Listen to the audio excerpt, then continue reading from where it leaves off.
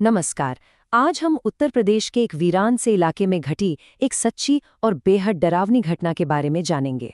ये कहानी अमित नाम के एक फैक्ट्री वर्कर के अपने अनुभव पर आधारित है। एक ऐसा अनुभव जिसने सिर्फ उसकी ही नहीं बल्कि उसके दोस्त की जिंदगी को भी हमेशा हमेशा के लिए बदल कर रख दिया। चलिए, इस कहानी की शुरुआत सीधे उस एक खौफनाक पल से करते हैं। अमित पर यह जानलेवा हमला आखिर हुआ क्यों, और कौन था वो जो अंधेरे में उस पर वार कर रहा था? इन सारे सवालों के जवाब जानने के लिए हमें कहानी में थोड़ा सा पीछे जाना होगा। तो बात है साल 2025 की। अमित, जो उत्तर प्रदेश के सुरसंधा गांव का रहने वाला है, एक पैकेज्ड वाटर फैक्ट्री में लेट नाइट शिफ्ट में काम कर रहा था। अब ये फैक्ट्री भी कोई शहर के बीच नहीं थी, बल्कि एकदम सुनसान इलाके में थी। और बस यहीं से खौफ के उस पूरे सिलसिले की शुरुआत हुई। रात के करीब 11:30 बज रहे थे। अमित बॉटल बनाने वाली मशीन पर बिल्कुल अकेला काम कर रहा था। अब ऐसी सुनसान जगहों पर ना, मशीनों का वो जो एक जैसा शोर होता है, वो भी दिमाग पर एक अजीब सा असर करने लगता है।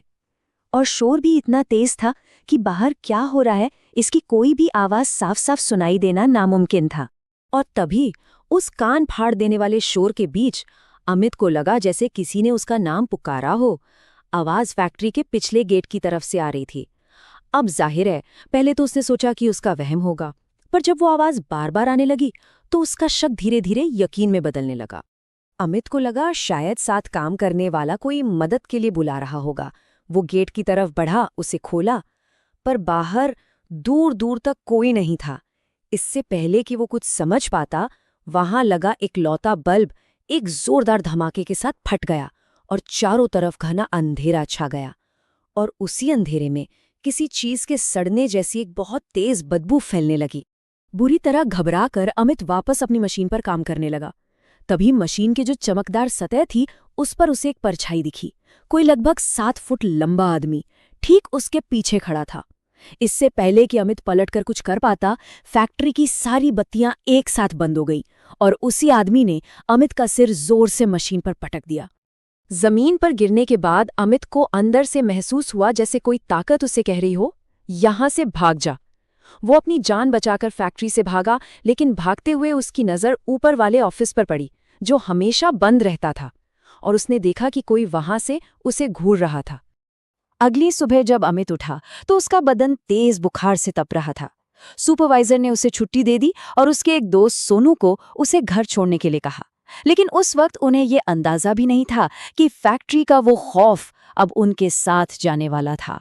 घर जाते हुए रास्ते में एक बहुत पुराने पीपल के पेड़ के पास से उन्हें किसी के दर्द में चीखने की आवाजें सुनाई दी। दोनों बुरी तरह से डर गए। सोनू तो इतना सहम गया था कि उसने वापस अकेले उस पेड़ के पास से गुजरने के बजाय रात अमित के घर पर ही रुकने का फैसला कर लिया। उस रात अमित के घर पर भी अजीब घटनाएं हुईं। आधी रात को अमित की नींद छत पर किसी के दौड़ने की आवाज से खुली। जब उसने उठकर देखा तो छत पर ठीक उसके ऊपर एक आदमी का साया सा बन रहा था, जैसे कोई ऊपर से छत को जोर जोर से पीट रहा हो। देखिए, जब विज्ञान और तर्क काम नहीं आते ना, तो इंसान अक्सर आस्था का सहारा लेता है। अमित का परिवार भी उसे एक दरगाह पर ले गया। वहां के मौलवी ने जो बताया, उसने उनके डर को एक नाम दे दिया। उन्होंने कहा कि फैक्ट्री में 4 बुरी आत्माएं हैं जिनकी अकाल मृत्यु हुई थी और अब वो भटक रही हैं किसी का शरीर पाने के लिए। मौलवी ने अमित को एक काला धागा बांधा, जो महज एक धागा नहीं बल्कि उस खौफ के खिलाफ एक उम्मीद का प्रतीक था। अमित तो धीरे धीरे ठीक होने लगा, पर अब वो आत्माएं सोनू के पीछे पड़ चुकी थीं।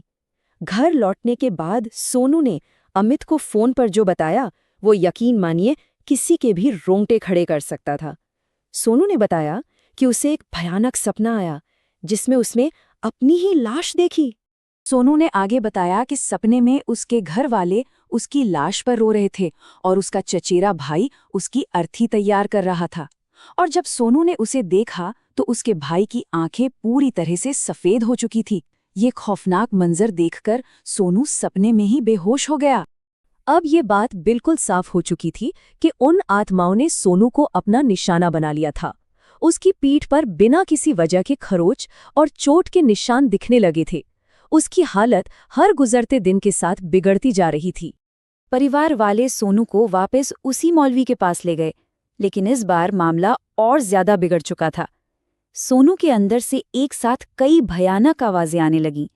ये वो पल था जब मौलवी ने भी हाथ खड़े कर दिए, और जब उम्मीद का एक दरवाज़ा बंद हो जाता है तो इंसान किसी भी दूसरे दरवाजे को खटखटाता है, चाहे वो कितना ही खतरनाक क्यों न हो। मौलवी की सलाह पर वे एक तांत्रिक के पास पहुंचे, जिसका तरीका कहीं ज्यादा डरावना था। उसने कहा कि इसे काबू करने के लिए बलि देनी होगी।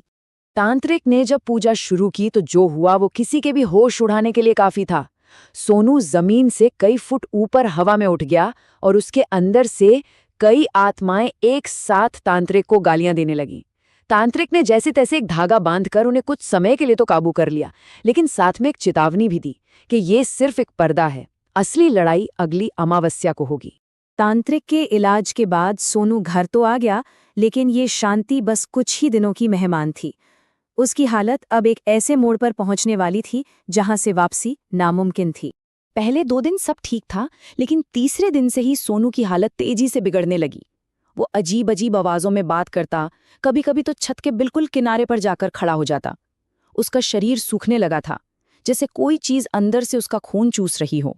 हार कर परिवार वालों ने अगले दिन किसी दूसरे पंडित को बुलाने की योजना बनाई, लेकिन शायद सोनू के अंदर मौजूद उन आत्माओं ने उनकी बातें सुन ली थीं, क्योंकि अगली सुबह जब घर वाले उठे तो सोनू अपनी चारपाई पर मृत पाया गया।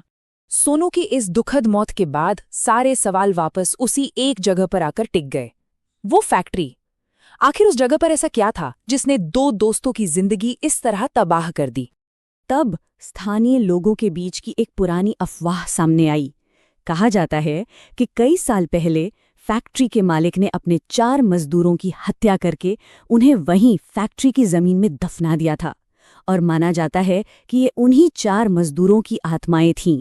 कई सालों तक फैक्ट्री के मालिक का भाई हर साल वहां हवन और पूजा करवाता था ताकि वो आत्माएं शांत रहें, लेकिन 2 साल पहले उसकी भी उसी फैक्ट्री के ऑफिस में बड़े रहस्यमयी तरीके से मौत हो गई।